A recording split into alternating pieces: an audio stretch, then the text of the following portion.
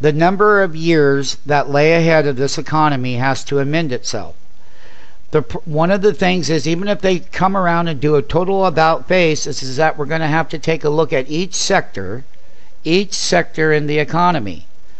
And basically, that's all of the sectors right here in the economy. Every one of these sectors is, we're going to have to go in and look at every sector here. And we're going to have to take a look at the stock valuation.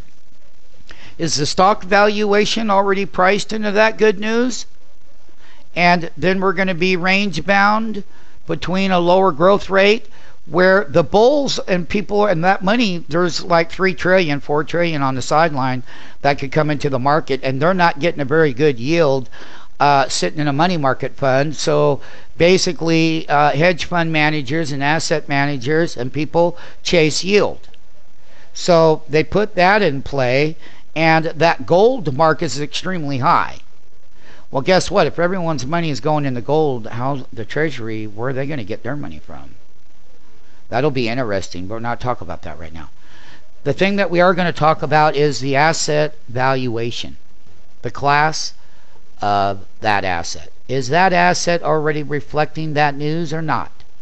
So in certain sectors, in the October earnings report, we will have where companies have re-leveraged themselves over 6 quarters of earnings, cost cutting, bottom line, top line.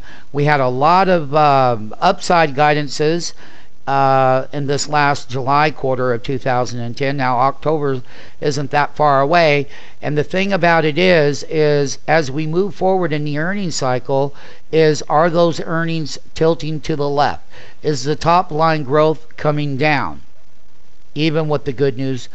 But because all of that news that the White House does is a short-term immediate pop to the upside in the market, but then the reality and the gravity of the capital taking place in the economy takes time. That's the reality part. The euphoric part, the euphoric move and the pent up and the short covering and everything that could follow is that's the tape of the exchange. That's not the reality of the policies looking forward.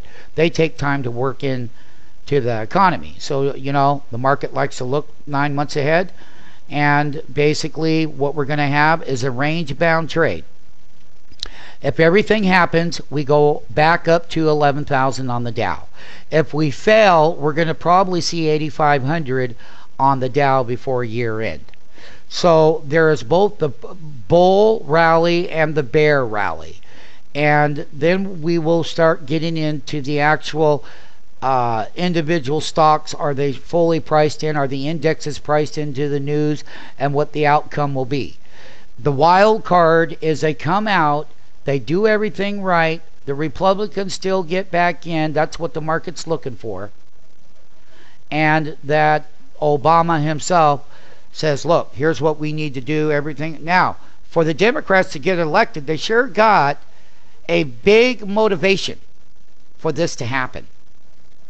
They do. Because everyone knows the prescription of having a better outcome is there. Now's the perfect time for them to do it. Because everyone is going to have a sigh of relief. The uncertainty is going to be removed from the market. And that's where the bull has been very uncertain about these markets. There is a leg up here to the highs if things go right, and we could possibly, if things really go right in the short-term trend, you could break right back up to 12,000, and that's half of that bar down.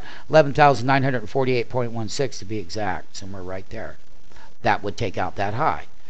But things have to be done right. They can't be done in this shenanigan type of way that has been done. And not only that, we've got to see an increase in people going back to work. And that, you know, you don't have to hit 250,000 jobs per month to try to get back to even, but you need to be putting more and more people back to work.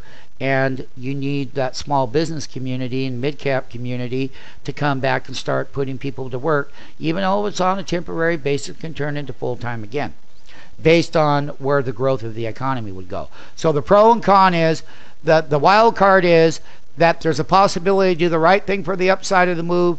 That's the bull side. That's a wild card, because so far they haven't. They've got all the reason to now. Everything else hasn't worked to date. So that's where the bull move is. The bear move is if they come out and they just keep doing the same thing and they don't see any light at the tunnel and the uncertainty still remains high and the pessimistic part remains high, that's not going to bring capital back into the stock market, nor is it going to bring the right kind of stimuluses to the economy that we would be looking for. So basically, there's a long ways down here, people. That's 6,500 down here. They don't do the right thing.